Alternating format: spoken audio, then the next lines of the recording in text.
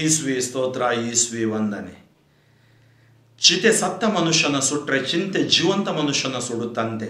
ಲೂಕನ ಶುಭ ಸಂದೇಶ ಅಧ್ಯಾಯ 12 ವಾಕ್ಯಗಳು 22ರಿಂದ 31 ಆಲಿಸೋಣ.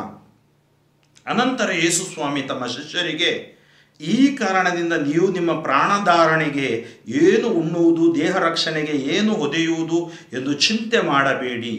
ಏತಕ್ಕೆಂದರೆ ಊಟಕ್ಕಿಂತ ಪ್ರಾಣ, ಉಡುಪಿಗಿಂತ ದೇಹ ಮೇಲಾದುದು. ಕಾಗೆಗಳನ್ನು ಗಮನಿಸಿರಿ, ಅವು ಬಿತ್ತುವುದಿಲ್ಲ, ಕೊಯ್ಯುವುದಿಲ್ಲ, ಅವುಗಳಿಗೆ ಉಗ್ರಾಣವೂ ಇಲ್ಲ, ಕಣಜವೂ ಇಲ್ಲ, ಆದರೂ ದೇವರು ಅವುಗಳನ್ನು ಪೋಷಿಸುತ್ತಾರೆ. ಪಕ್ಷಿಗಳಿಗಿಂತ ನೀವು ಎಷ್ಟೋ ಮೇಲಾದವರು. ಚಿಂತಿಸಿ ಚಿಂತಿಸಿ ನಿಮ್ಮ ಜೀವನಾವಧಿಯನ್ನು ಕೊಂಚ ಕಾಲವಾದರೂ ದೀರ್ಘ ಮಾಡಲು ನಿಮ್ಮಲ್ಲಿ ಯಾರಿಂದಾದೀತು? ಇಂಥ ಅಲ್ಪ ಕಾರ್ಯಗಳನ್ನು ಮಾಡಲು ನೀವು ಅಶಕ್ತರಾಗಿ ಇರುವಾಗ ಮಿಕ್ಕವುಗಳನ್ನು ಕುರಿತು ಚಿಂತಿಸುವುದೇಕೆ? ವನ ಕುಸುಮಗಳು ಬೆಳೆಯುವ ರೀತಿಯನ್ನು ಗಮನಿಸಿ ನೋಡಿ.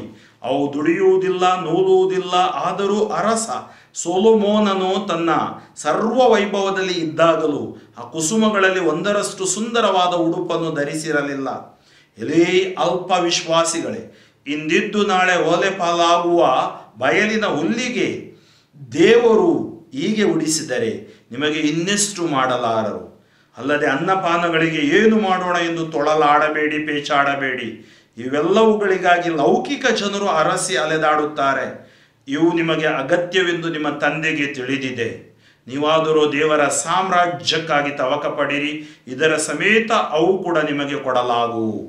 ಆತ್ಮೀಯ ಸಹೋದರ ಸಹೋದರಿಯರೇ, ನಾವು ದೇವರಲ್ಲಿ ವಿಶ್ವಾಸವಿಟ್ಟು ಬಾಳಿದಾಗ ದೇವರು ನಮಗೆ ಜಯ ಕೊಡುತ್ತಾರೆ. ಯೇಸುವಿಗೆ ಮೊದಲ ಸ್ಥಳ ಜೀವನದಲ್ಲಿ, ಪ್ರಾರ್ಥನೆಗೆ ಮೊದಲ ಸ್ಥಳ ಕೊಡೋಣ. ನೀವಾದರೂ ತವಕ ಪಡಿ, ದೇವರ ಸಾಮ್ರಾಜ್ಯಕ್ಕಾಗಿ ಎಲ್ಲವೂ ನಿಮಗೆ ಕೊಡಲಾಗುವುದು. ಎಲ್ಲ ರೋಗ ರುಜಿನ ಬಾಧೆಗಳು, ಚಿಂತೆಗಳು ಯೇಸು ನಾಮದಲ್ಲಿ ನಿಷ್ಕ್ರಿಯವಾಗಿ ನಿಮಗೆ ಜಯ ಲಭಿಸಲಿ. Touch, bless for your glory, heal in Jesus name. ಸರ್ವಶಕ್ತ ದೇವರಾದ ಪಿತಾ ಮತ್ತು ಸುತ ಮತ್ತು ಪವಿತ್ರಾತ್ಮರು ನಿಮ್ಮನ್ನು ಆಶೀರ್ವದಿಸಲಿ. ಫಾದರ್ ಫ್ರಾಂಕ್ಲಿನ್ ಡಿಸೋಜಾ, ಶಿವಮೊಗ್ಗ ಧರ್ಮಕ್ಷೇತ್ರ, ಯೇಸು ಸ್ಪರ್ಶ ತಂಡ.